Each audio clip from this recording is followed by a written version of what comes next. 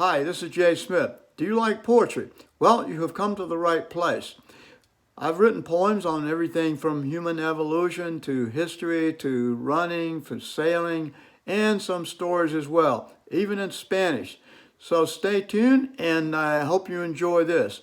And hit that like button and subscribe to the channel. Okay, see you later. Hello. I'm going to tell you now about running on a special place that you will never be able to run. And indeed, some of the sights and sounds in this writing don't even exist anymore. This place is about 800 miles south of Hawaii, southwest of Hawaii, and it's called Johnston Island. It is a place where they used to store dioxin from Vietnam and also did nuclear tests. So it's extremely difficult to get to. I was there with the Centers for Disease Control, and I went about 6 times.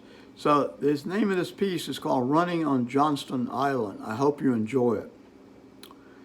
Johnston Island, the most remote atoll in the world, is about 800 miles southwest of Hawaii in the Pacific Ocean. Running there can be experienced only by the very few. It's off limits to all but legitimate workers, and now the island is shut down and unoccupied. It's only visited by a few naturalists. Before, it was used to store Agent Orange from Vietnam, and is also used as a rocket launching site for nuclear weapons. Currently, it is heavily contaminated. This is no paradise like Hawaii. No green hills, no waterfalls, no beaches, no parks. No signs of wealthy homes, hotels, or skyscrapers. There are no tours, no shopping malls. Can running at such a foreign place be pleasant? What does this faraway atoll offer the runner? The island does have its advantages. Its remoteness is exhilarating for the runner. Just the knowledge that no one is running within hundreds of miles is peaceful. It forces you to reflect, to consider life. Think about why you're on this planet.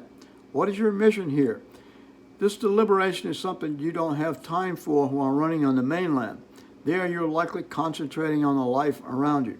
The noise, dogs, cats, cars, and maybe kids. It's such a remote location that you really have the luxury and inclination to contemplate your role in the world, unencumbered by outside pressures and other beings. If you're a visitor staying at Redwood Village, you might begin running by the tallest building on the island before storing Joint Operations Center. This has no one, but at least it's a library, but 2 weeks old newspapers. Now go past the golf course. It has only 3 holes, but nice palm trees.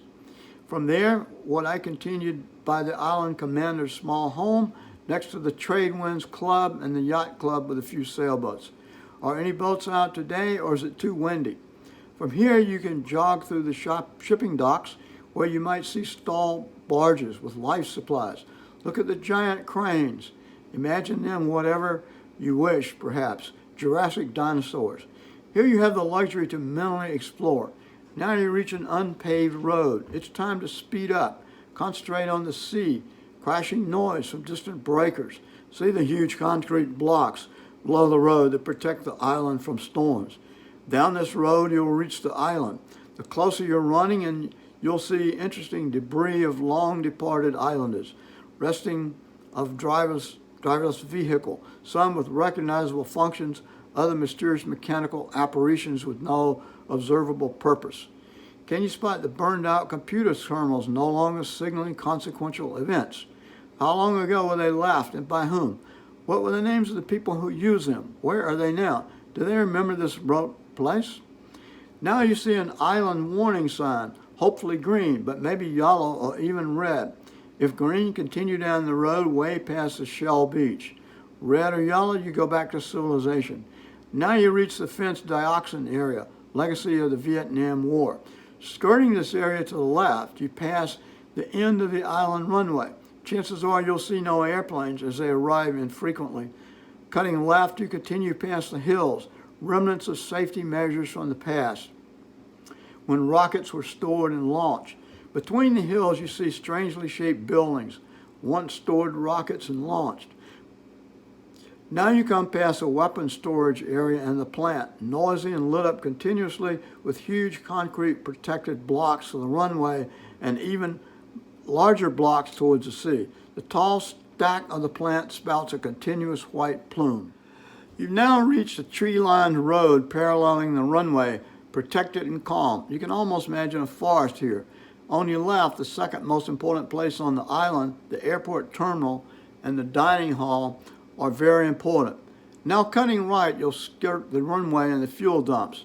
Time to speed up again. The end of the run is inside the JLC. You can't miss it. Turning left at the end of the runway, look to the sea. You'll see the outer islands, even a building near the navigation tower. Can it be even more remote than this island?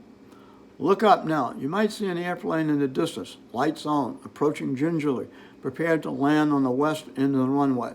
Or you might spot a barge traveling through the deep dredged channel, bringing much needed supplies, perhaps food for tonight. But now you can coast, the JLC on your right, the runway left, with a huge azure sky above. You have just completed a 5 or 6 mile run that only a few in this world will ever experience. Just think about that relaxing shower.